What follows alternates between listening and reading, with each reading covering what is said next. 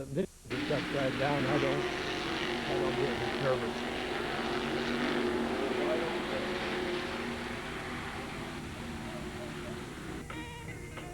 Here's old number one. 10 more laps. 10 more laps. 10 more laps. 10 more laps to go. My 66 model has been raring to go. I worked a lot of hours getting her ready to go. Fixing up the engine so she won't blow. I'll be a winner, I know. 10 more laps. 10 more laps. 10 more laps. 10 more laps to go. I was running way ahead of all the other cars. I was doing fine and everything was good so far. Track was getting hotter with the melting of the tar. 10 more laps to go. 10 more laps. 10 more laps. 10 more laps. Hello, welcome to Paul's Place. Basically, it's a racing program, and it has to do with racing. It's usually the fastest one-hour show on television. It seems like when we just get started, somebody's holding their finger up and saying, you got 45 seconds to clear the air, it's time to go. This morning, we've got history on this place. This afternoon or this evening, whichever. Anybody that's in this room today, including the camera people, I don't believe, has a yellow stripe on their bumper. I think everybody here has been, I don't know, journeyman in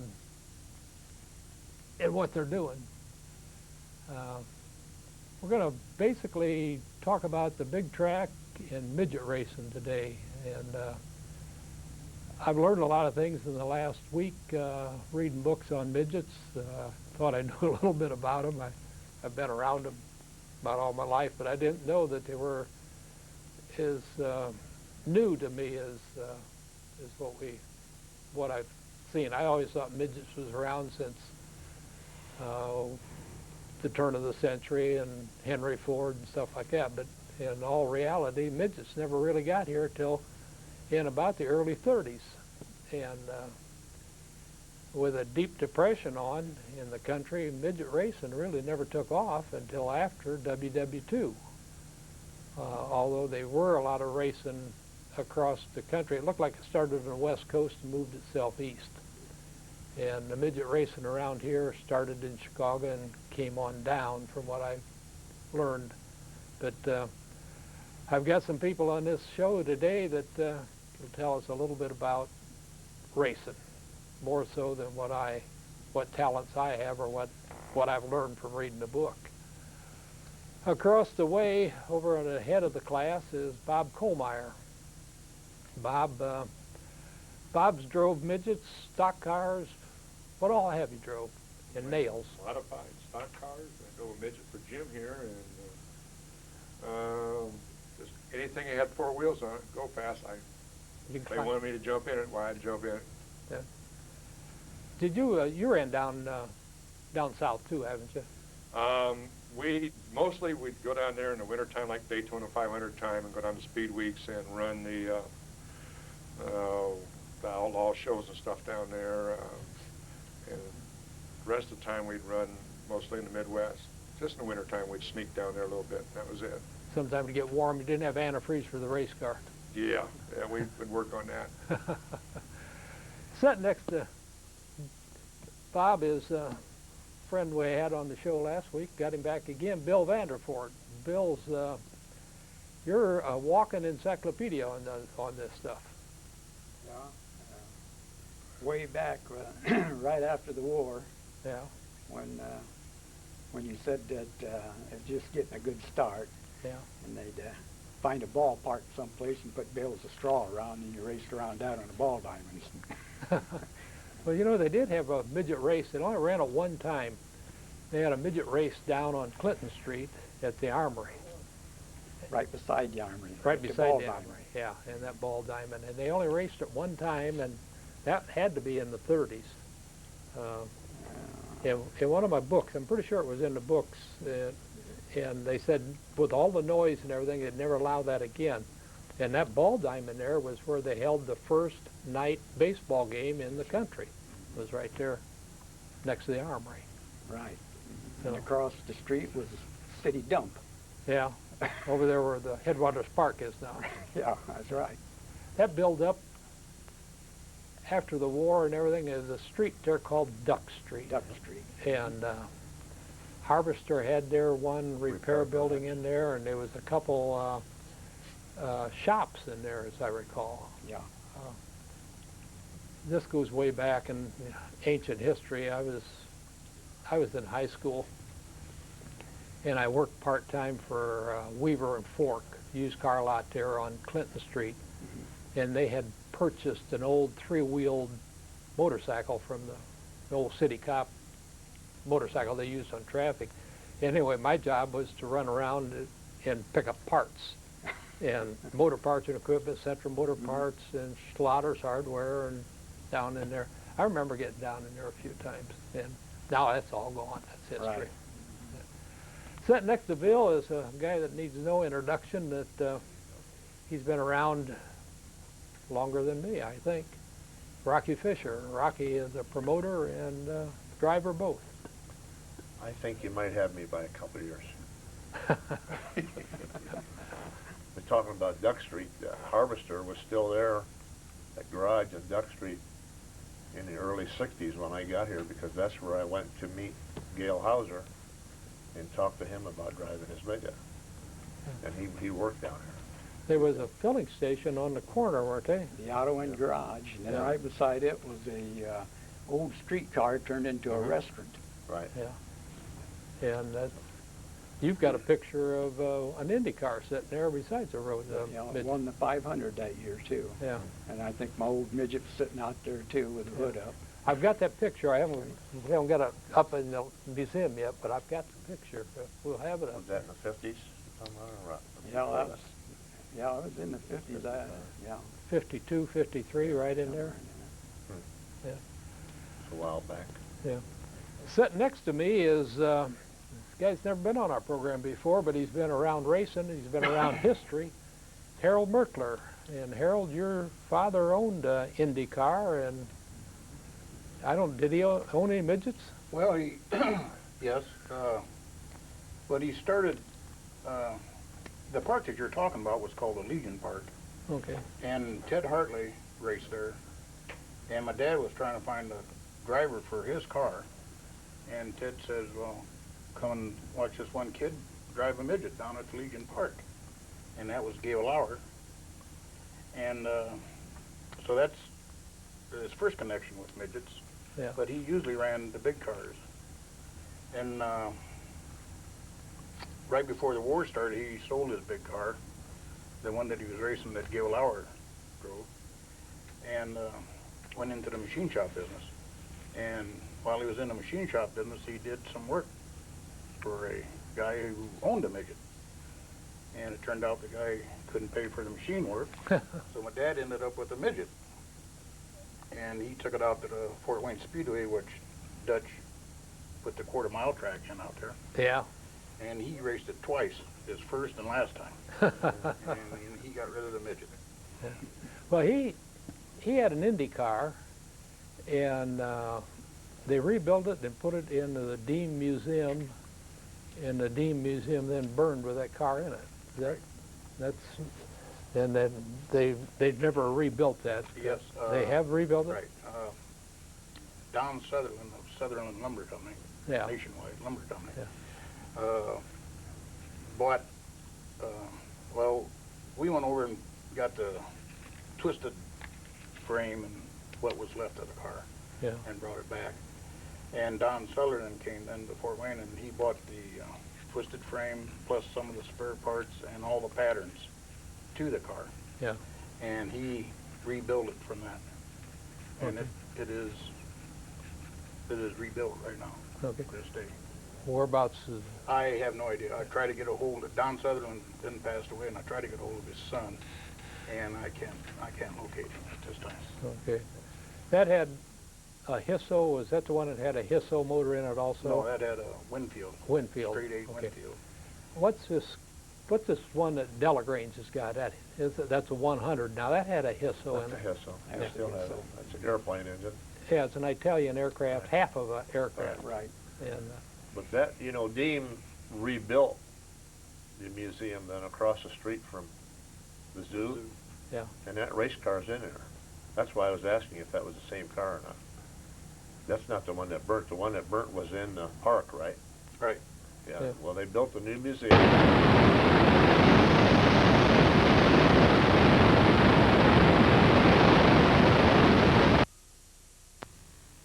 The Indy car? Yes, I haven't been in it since I a rebuilt it. Indy car. Yeah. That's Well- why I was asking you if they rebuilt that car or saved it or whatever happened to it. You Well, know. that could be good news to me. Yeah. Harold also has wrote a book. It's a pretty good sized book here. And this is your memoirs of your dad racing. And that's a book that you just got a photo or a few of these out. You haven't got all of them out yet? No, or it's still ready. It's about ready to go. That's just a rough draft. just a rough draft. It's and- going to be going into print probably next week. Okay. So this will be of the Merkler, some more history of Fort Wayne and racing that we can put in our museum. Interesting book. It's pretty thick, about an inch Yeah. thick. So should be a lot of information in there that we don't know anything about yet until we read the book. The movie will be better, but we'll read the book first. So, Merkler machine is still in business, isn't it? No. It is? We sold that Okay. 7 years ago. I remember a lot of times eating in halls there and looking back, and I could see the machine shop back there. And there's another shop back there, Fabini's. Fabini was back in there. But I know that the old racers congregated around places like that, so that they had to be some of the old timers in and out of your dad's place. Oh, yeah. Well, when it came and gone, you know, because anytime you got to Indiana, you had to have a place to hang out, and those shops were one of the places that you did it. Bill, getting back to you, these midgets, you give me a book last time we were here. This book here, it's the official midget racing magazine, an urban publication. I'd never seen it before. I like I said, I always thought midgets was around here forever, but it says the first race scheduled was in Los Angeles in August of '33. That's a year after I was born. So That's forever, isn't it? yeah, I'm older than midget racing. At the end of '33, there were 11 drivers in all. They ran at Gilmore Stadium. And the stadium, it cost $50,000 to build that stadium. And according to this, and then it goes on from there, from 1933, and then they come into Chicago. And just reading about the Chicago bunch was interesting, where it came from or where it went to. And then I don't know, did midgets run on the board tracks also? Yes. That'd been in the middle 30s.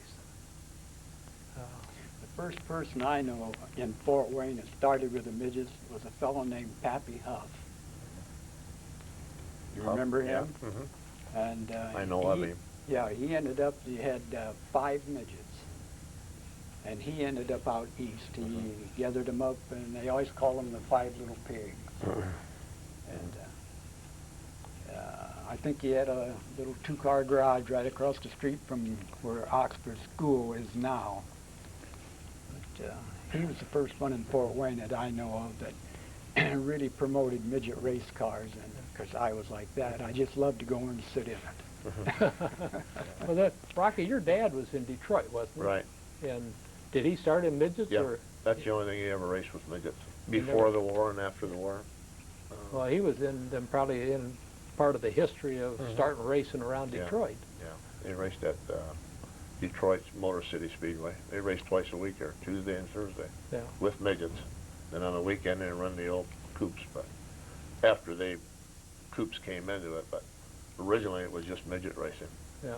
And a lot of big name chauffeurs came when 3A was still operating. AAA was the organization Right. back then. Yeah. You mentioned Dutch right after the war. When they excuse me, when they built the big track, Diener built the track. Excuse me. And they put a fifth of a mile dog track in there around the pagoda and places like that. And they only run one dog race, and then they ended that. And then it was after the war that they built the quarter mile and put that midget in, that midget track. Because I remember going out there with Wheezy and Ted Barr and Lenny and watching the races. They have midget races out there, and pep up the crowd and everything. They had what the first spectator race that I ever witnessed was there. You could bring your car out there and race it, and that's where stock car racing got its start. Right. Was with running with the midgets out there.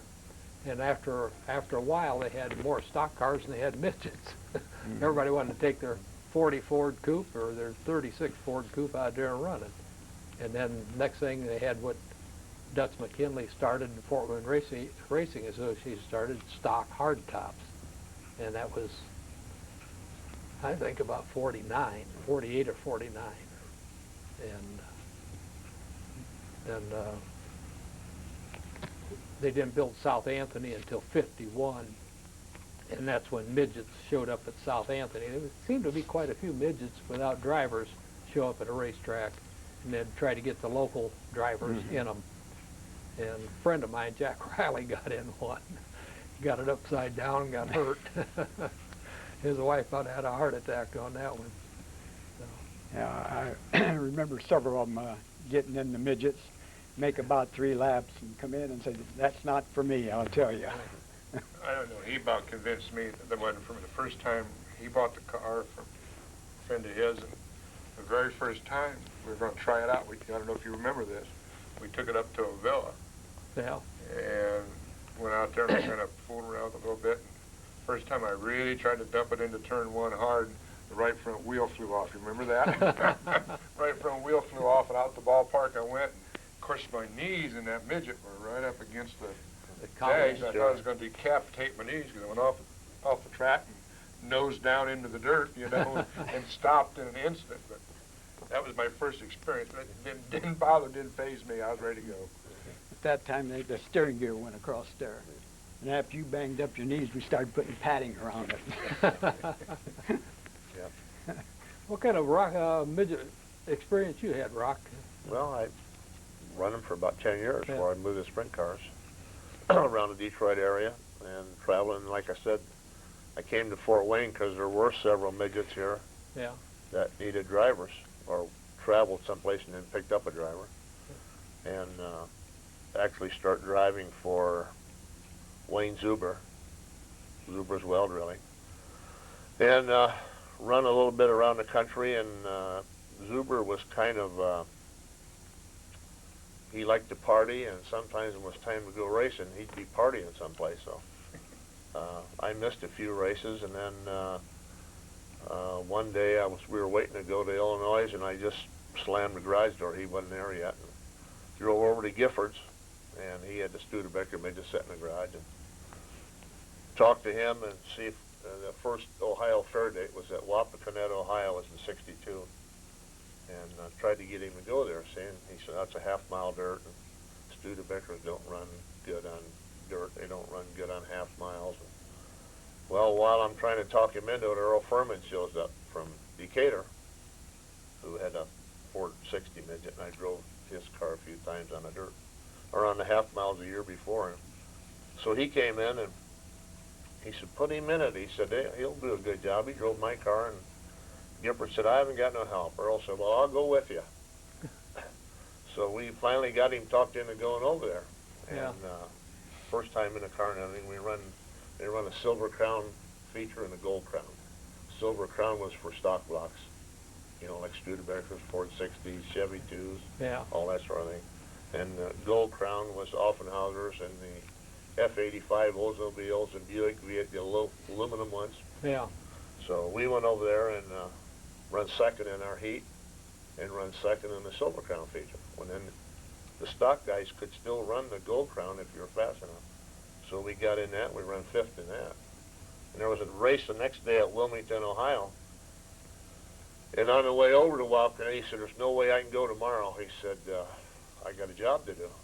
So we got all done racing, got paid off, and he said, you know, I probably could put that off till next week. So we went over to Wilmington, and we won over there every night, the Silver Crown stuff. Yeah. And the Gold Crown, I think we were still about fourth or fifth. Anyway, from July to September, we won the Silver Crown Championship with his Studebaker.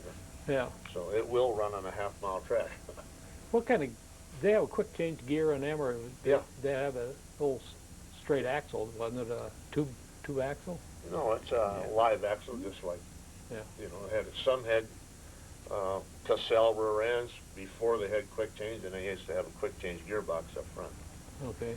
Yeah, which is what that car has. That's when they started out to have Yeah. the gearbox only. Right. And you Move it up and down and put shims in it and everything Right. else. And Then they come out got with a quick it change.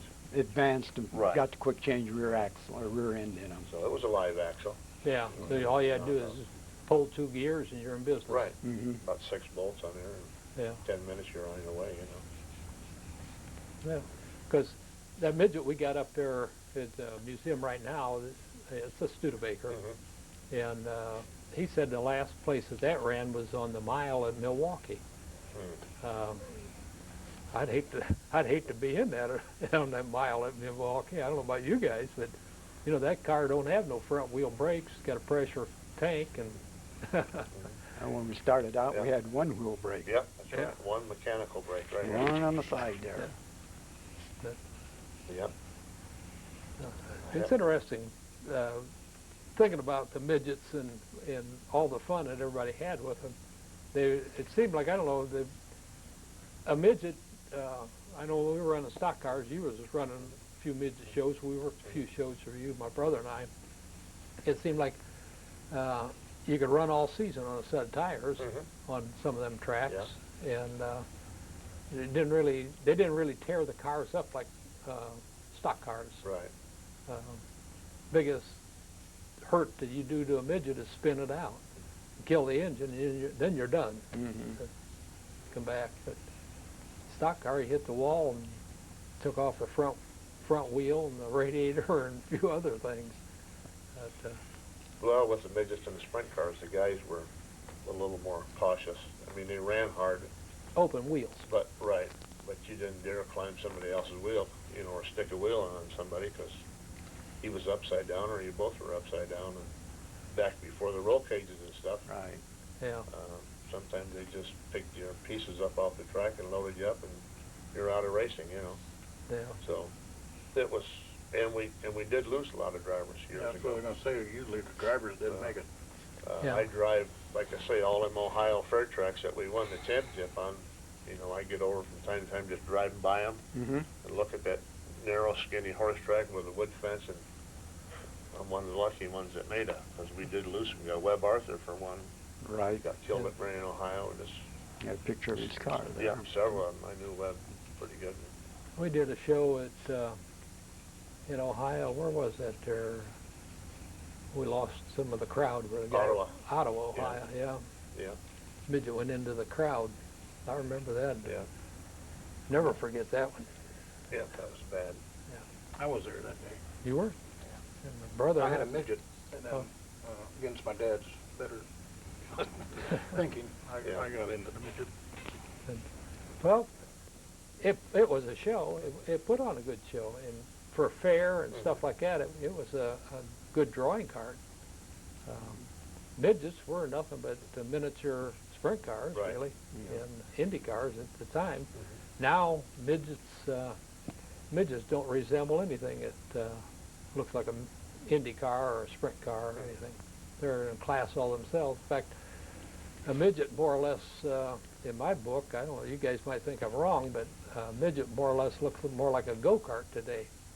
Of course, they are running, 600 series with motorcycles? Well, that's a mini, Yeah, micro midget. micro midget. Yeah. They're smaller than the midget yet, you know. Yeah. And then there's a 3/4 midget that's smaller yet, and then the quarter midgets. Yeah. But they're still basically the same principle and same idea and everything. There is some Yeah. technology that's got them going a lot quicker today than they used to, but Well, a real good story that just happened here in the last couple of years was that Tony Stewart story with the Munchkin. He called for door check from Indianapolis, wanted to know if he'd sell him the Munchkin, and 11 o'clock at night, and Mike sold it to him, and they drug it down the road, get it started, and Stewart comes up here and wins a feature with it. And the next night, he couldn't drive it. He was a little bit incapacitated. He put another guy in it from Yoder, Indiana, and he couldn't get it in the field. yeah.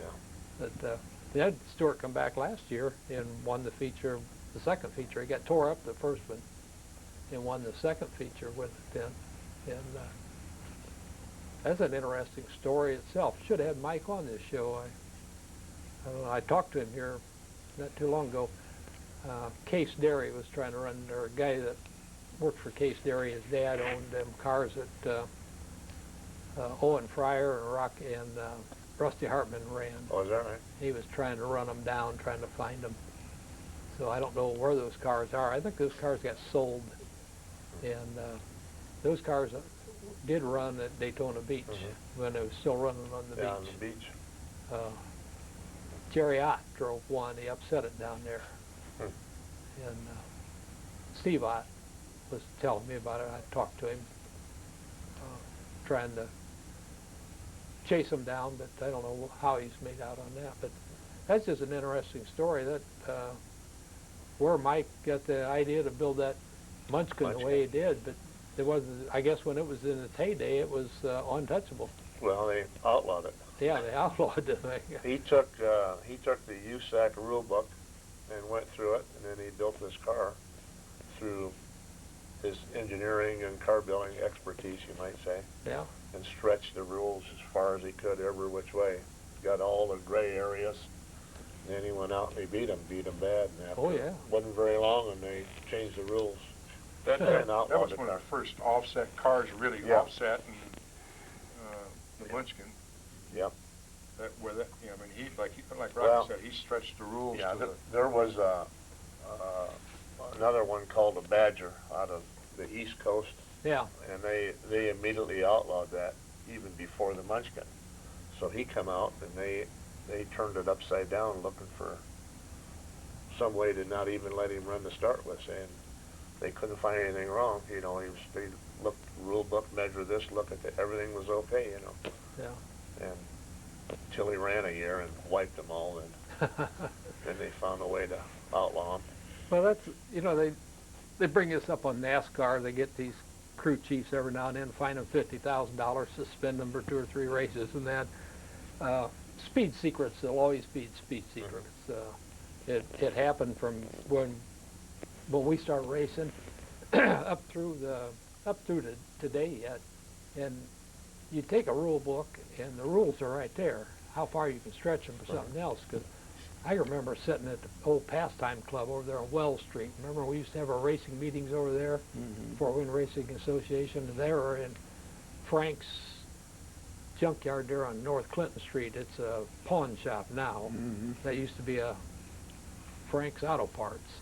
We'd have racing meetings in there, and 2 of the guys that talked the loudest and were more the president of the Racing Association or the secretary, or they were somebody important in the association, was Mike Gladio and Bill Budd. And yeah, if there was anybody that could stretch a piece of steel, those guys could. I remember one winter, the first time I built a race car, I built it in the auto shop there at Central High School. I was in high school yet. 37 Ford, 2-door sedan. And I'm going by their rules. All winter long, we'd have a meeting about once a month, and yeah, this is the rule book, and they had it. I still got a couple of them.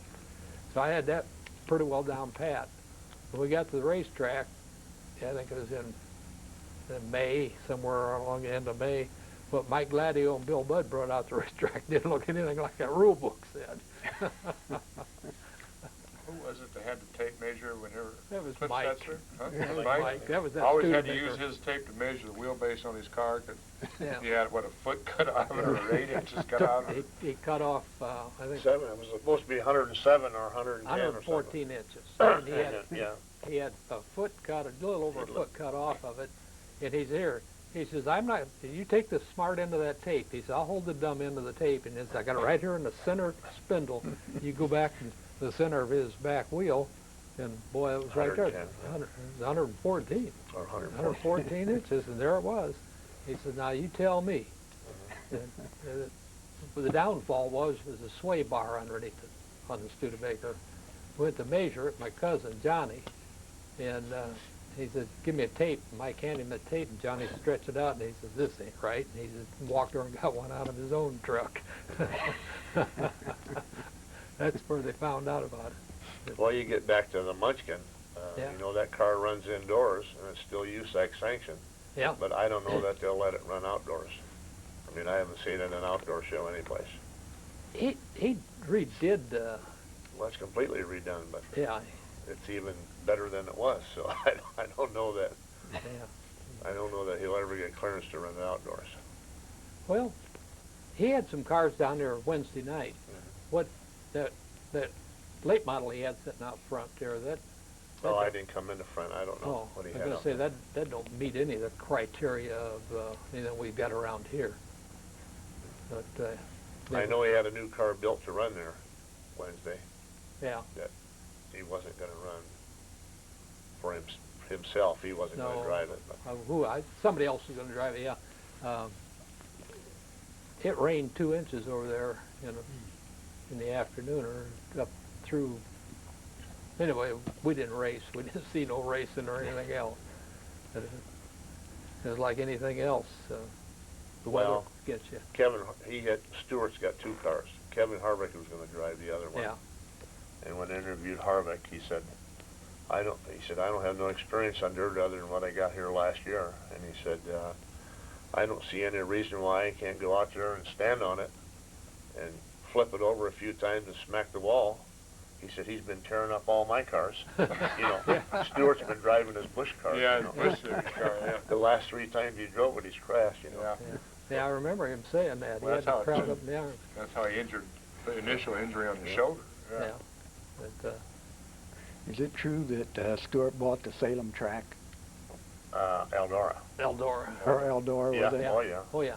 Okay. Yeah, It's the that's second where we year. were at Wednesday night. He had a Okay. big deal over there. And all the big boys from Eldora, from NASCAR was in Yeah. there.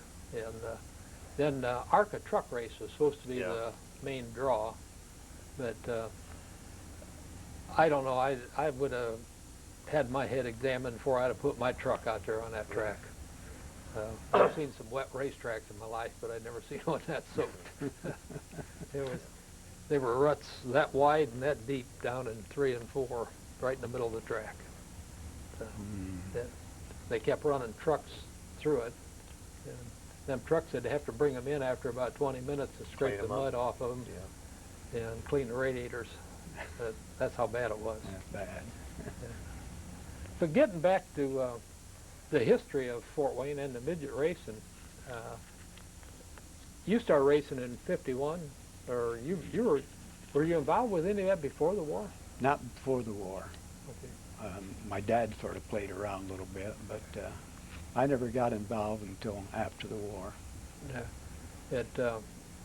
The war ended in '46, let's say 45, 46, because I think they were running in some of the books that I've got on the big track out here. They were running jalopies, as they called them, and they also ran big cars. Big cars was IMCA was CSRA. CSRA, yeah, CSRA. CSRA. They're the ones that showed up one time with not enough cars to run out there, and Dutch got mad at them, and that's That was in 48. yeah, and then that ended. And when they run the big cars out there, there was a circuit, that track, Winchester, Salem, Dayton, and Also, New Bremen. Yeah. New Bremen was another, yeah. And then they migrate sort of east to Reading, Pennsylvania, and some places like that, where the whole summer long, that CRSA ran through the You Midwest. know, Rocky can tell you more. Well, they ran all over the country, Yeah. really. They were But- big. They were big before 3A, Yeah. and then they kind of started dying down when 3A came in, and 3A kind of took over. Yeah, they was founded in 1935. Yeah, they've been around a long Yeah. time.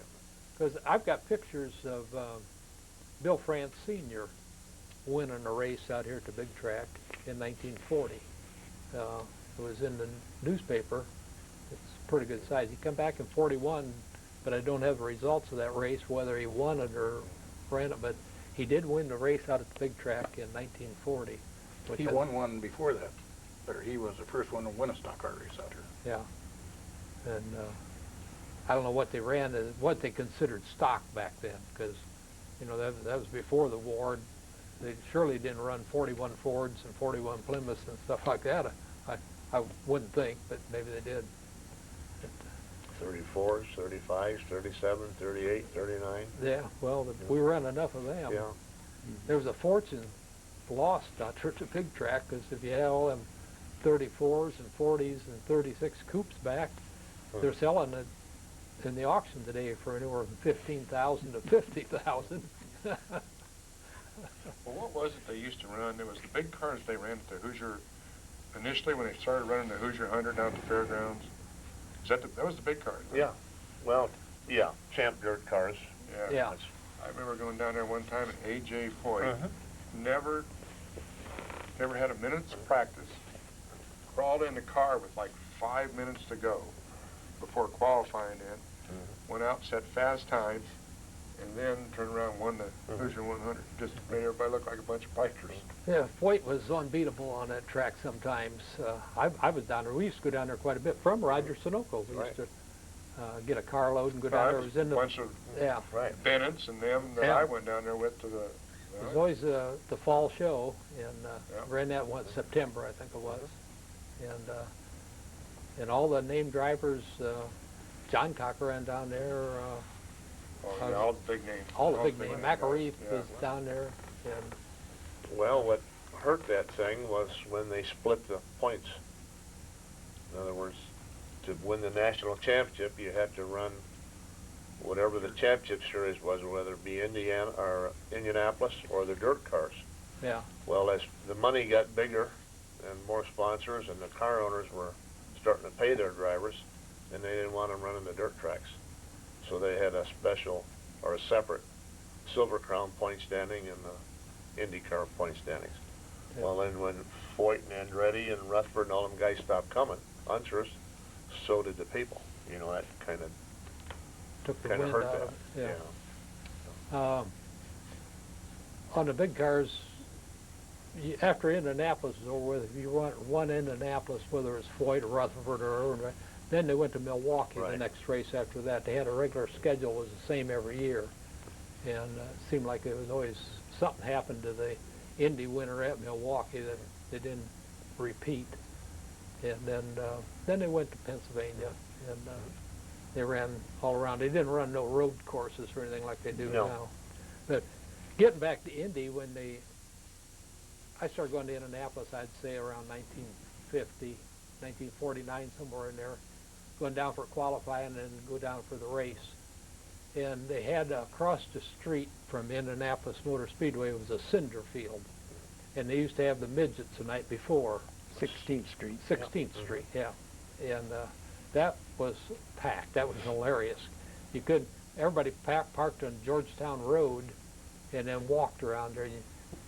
In a given night, you probably walked 10 miles from your car to the 16th Street and then back to your car. And I don't think anybody slept overnight. Maybe they did from about 4 in the morning till 6 when the gates opened, when they used to shoot off a cannon or a firecracker or something. That was to wake all the drunks up.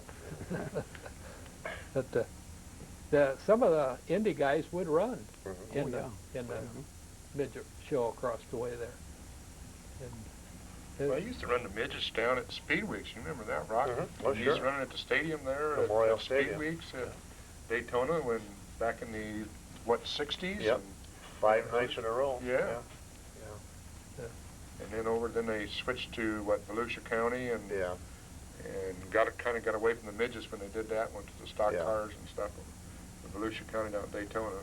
That would have been the middle '70s, I guess. Right. But they always had the midgets over. Everybody go over to the stadium, and little quarter-mile football stadium, wasn't it? Yeah, just a running track around a football field. But it had that, what the hell do they call it, shale? Yeah. It wasn't really good It was clay or anything. crushed Right. shells Yeah, or whatever the heck it was. Yeah. Yeah. Well, I was down there once with my car. Yeah. Down there. I was never down to that. There at Jacksonville, that's the only track that was different than anything I've ever experienced. That was oiled flat oil clay. dirt. Yeah. Well, didn't we have an oiled dirt track up here at Butler? Butler, yeah, still there, but they're doing away with the oil, you know. Yeah, it's kind of illegal now. What do you mean? Yeah. Butler Motor Speedway, Quincy? Yeah. Yeah. Quincy, yeah. Quincy, yeah. That was oiled dirt. Well, yeah, Right. I guess it was. Yeah. Yeah, oh yeah, back with Yeah. Bennett and them Lot guys of running oil. stock cars up there, they were up there winning a lot. That was oiled dirt then. Yeah.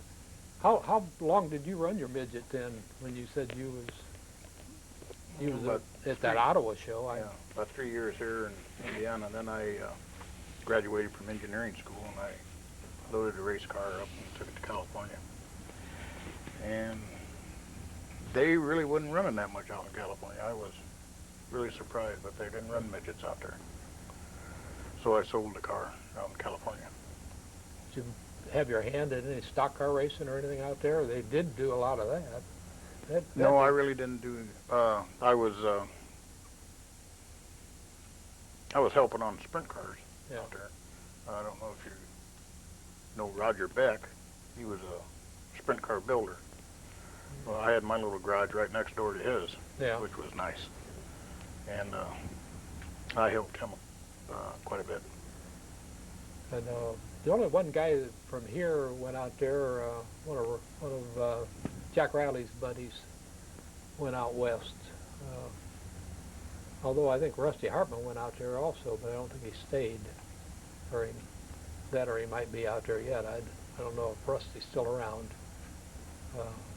Steve or Jerry Ott's gone, and there was another guy that. Ed Spath. Ned Spath. That's the guy. He went out. But they do a lot of off-road racing out there now. Of course, I think that's a fad in the last 10 years or something like that.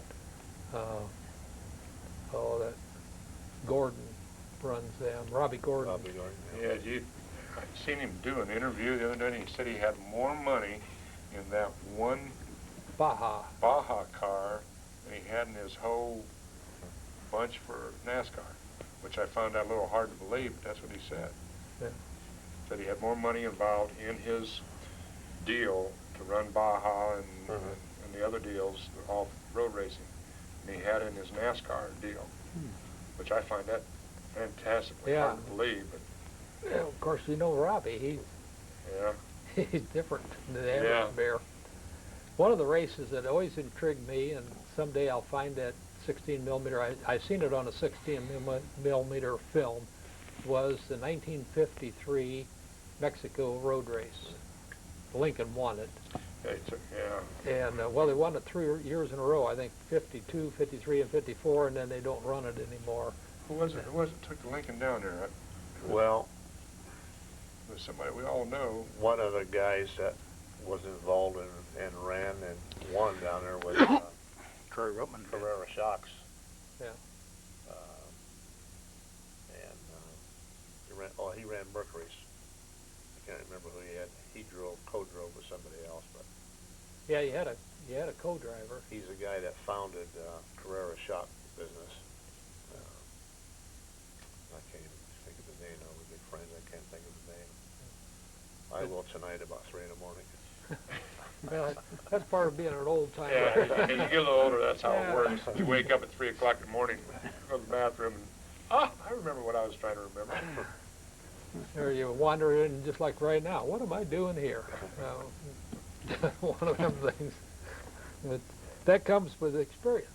You know, it takes practice. Right. You just don't walk into situations like this. I'm sure back in my racing days, I did enough brain cells for 2 or 3 guys. So, like Rocky said, when we used to party, the big deal was you go race till you wore out until it's dark or middle of the morning, then you go have a few cocktails. Right. Well, that's where racing has changed from back then till now. Today they race till 2, 3 o'clock in the morning. It seems like for some reason the promoters think that people comes out to the racetrack and they want to spend 8 hours out there. Get there at 5 o'clock in the evening. You leave there at 1 o'clock in the morning or 2 o'clock. When I first started racing out at the big track, this was in the 40s, late 40s, they had a agenda. You came out there and at noon, the gates opened, you pulled your car in the infield, you took the street tires off, and you put whatever racing tires you're going to run on it. You went out and you warmed it up, and it didn't make any difference who was on the racetrack at any given time. You could run, because you only had one class, stock hardtops. And you run around there, well, this is the best it's going to do. You got it warmed up, and you pulled it in the infield, and then at 1 o'clock, everybody lined up to qualify. And here again, you didn't pull no numbers or anything. You just dropped in line, and you went out and qualified. Whatever time you had, whenever after everybody qualified, if it was 40 cars or 50 cars or 30 cars, then the timers and scores up there, they'd take let's go with 40, because that's an equal number, and they'd take the fastest 10 and the next fastest 10 and the next and the 10 slowest. And then they would start the heat races. The first 2 heat races were the 2 slowest bunches in the bunch. And the slower qualifiers went up front, the faster qualifiers to the rear. And so you run 4 heat races. And the first 3 finishers out of each heat race made it into the feature. And then all the rest of the people, they put in a consi. Now, if they had a lot of cars, they run 2 consis. So if they ran 2 consis, the first 2 people made the feature. If they only ran 1 consi, then 4 of you made the feature. And then they took a 10-minute break so people could go to the bathroom, get them a hot dog and a Coke, and they came back and they started a race. Then they run a 25 or a 30-lap feature, and when that was over with in checker flag, that was the end of racing. You pulled your car around there, you jacked it up, took the racing tires off, put street tires on, hooked the bumper hitch on it again, and you're ready to go home. And sometimes that'd only be 2.5 hours. 3 at the Is that the reason that they called them pleasure cars back in those days? Because it was actually a pleasure car? It was a pleasure car, yeah. I mean, Yeah. okay. I always wondered why they call them pleasure cars. Well, really they call them stock hardtops, because remember the older cars had a opening in the roof. They had a tar paper roof on the coupes and stuff like that, 34 coupes. It wasn't until about 37 that they had what they call a turret top. 67. And 37 Fords, I think, were the first ones, because 36 on back all had that. And when you ran that car, you had to take that roof off and metal screw a piece of tin over the top. That was part of the provisions that Jack Budd, Mike Loader. Their safety rules. Safety rules. You didn't have to have a roll cage in this car, mind you. And the only thing in the inside of the car then was you had to have your seat belt chained to the frame. So somebody would knock a hole in the floor and run a log chain up, and then you take a 3/8 bolt, them old Army surplus seat belts. I don't know where they got all them, but they sure flooded the market with them here. And then you went to South Anthony Surplus out there on Carl Harbor Senior, and then the little box, I threatened to bring one of them in for the show. It was about like that, and about that thick, and it had a pair of goggles in there. It had 3 different lenses, a red, a yellow, and a green. And that was your goggles if you wore any. Mm-hmm. And most of the guys, and I was included in that, you go out there, and you didn't have racing uniforms. If you wore anything, it was white coveralls. The coverall rental passed out there, and they always give out 20 free shop towels. Anyway, you put your goggles around your neck, and then you walk back and forth to the concession stand over there through the crowd. That was early racing. That was back in That's a little bit before my time. Well, that wasn't Bill Didn't even have helmets. No, you didn't even have to have a helmet. know, Uh, good old, Windy Cole used to run an old German tank helmet. That's what he drove with. A lot of people drove with football helmets. right. The first helmet, I don't have it with me because it's coming apart. I bought at Kinder's there on Calhoun Street. And it was a Cromwell helmet. It was made in England, and it cost $25. There's two things you could buy at Kinder's that I really liked. That was that helmet, and the other thing was that Whizzer motorbike. You could buy a What's Whizzer his name? motor. Bill Kinder? Yeah. Yeah. Bill, was that him? Yeah. Yeah, you could buy a Whizzer motor, come in a box about like that, and it had all the components. You could take this for $100. You took it home and you put it on your Schwinn and put the belt on the back wheel. I was at an auction last Saturday, and one of these rebuilt Schwinns was in that auction. Okay. It went for $3,500. That $100 would have put you into the racing business then. Mm-hmm. That was a lot of money though in those Oh, days. yeah. Yeah, we figure you was working for 25 cents an I hour, was going 50 to say, cents that's an big hour. money. That was big money.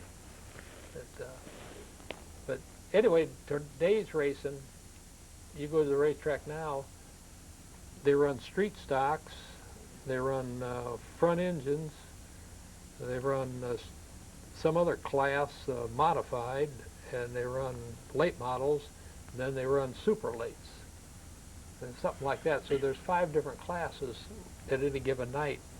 So you're sitting there forever. You know, like we were talking about that last time I was on the show, you know, for the old Hoosier 200 and stuff, they used to get 150 cars, and you went through qualifying during the day, you lined them up, and you ran 200 laps. Yeah. Yeah. You know, my God, they used to go down to Dry Power 400, and they used to get several hundred cars for that. Lined them up, you qualified, put the race on, away you go. Yeah, that was the end of it. Yeah. I know in timing of scoring, the first set of clocks that I've ever seen, and maybe, I know you said the Fort Wayne Racing Association had a set of clocks that you had, but first ones I ever seen was them ones that Driftmeyer had. Right. And that guy from Chicago made them. They were made out of the old, Well, there's the old push button. yeah, the old How much is- pinball machines. The solenoids out of the pinball machine activated the clocks. And you put a photo cell down Oh, yeah. on this side, and you put a light on the other side. And then there were 3 sets of clocks there, and they were mechanically triggered to reset each one and run each clock. And a guy from Chicago built those. Fosdick was the guy's name. Because my brother bought them from Driftmeyer, and we took them up there a couple times and had them recalibrated. I see. And now they've got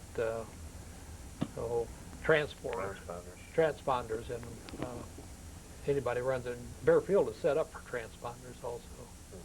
And but Dick still runs his clocks out there. They do it that way, I guess. But I don't know. There's something about racing. Maybe I've just outlived it. I don't know about you guys. It just don't tick anymore. It's Your heart don't beat as fast now as it did then. When you went to a race, it was well, The old adrenaline rush. Right. Yeah, that's what you live for. The old adrenaline rush. At least in my case, there was nothing. My life from that 17 years that I raced, that's all I wanted to do. Go crawl in that race car. yeah. You know, go do my job or work or whatever I did, and then come the weekend or that Wednesday evening when we used to run Wednesday evening, go crawl in a race car, and that was it. That was the deal. So that was the lifestyle. I can remember, so can Bill, when you couldn't run at a racetrack, and you probably remember this too, unless you belonged to the association like CSR or CSRA or IMCA or Fort Wayne Racing Association. If you didn't belong to them, you couldn't run. no. And then we seen that phased out when they opened Bearfield. The first year at Bearfield was run by the Fort Wayne Racing Association. And then after that, it depleted, and then the promoter took over. Well, didn't ARCA though? ARCA, sanctioned some of the races at Bearfield in the early stages. oh yeah, John Markham. Yeah, that I was, think John Markham and the boys, that was Yeah. one of the ARCA tracks. yeah, was one of the ARCA tracks. Yeah. But as far as the local racing and stuff like that, you didn't have to belong to ARCA to run out there. The only time you had to belong to ARCA was to run his late model show. Late model series. Yeah. And That when there was some sort of a split when there in the second year, that the guys got together and went to either South Anthony or back to the big track for a while. Over that. yeah, well, we were on outlaw then. I know the first year in '64, I couldn't run Bearfield. I did run it a couple times, but they asked me not to on account of I didn't belong to their association. And then it just seemed like the second year they dropped it. And Right. Weisenhower, and then after that the attorneys took over the track. Yeah. And then when Bice built Villa, he ran the show himself. Yeah. He didn't have no association, and there's no associations to this day that outside of ARCA and NASCAR that were you have to belong to it. And USAC, your bigger Oh, yeah. bigger races, it's that way, but on a local level, it's not. You can just, if you got a local car, you can run anywhere you want to if you fit the rules. So, What year did Howard open that racetrack up there to build? 65, Oh, was it? 64, 65, right in 64. there. Yeah, because the Villa opened, or I mean, Bearfield opened in '64, and they burned the grandstands down in '65 at the big track, and they stripped the lights and everything out of South Anthony the same year. Yeah, but he ran South Anthony against Bearfield Yeah. for a season. Yeah. Before he moved up. Kenny Stutz was Yeah. their back person there, Carl Harvard Jr. Yeah. There's quite a story to that.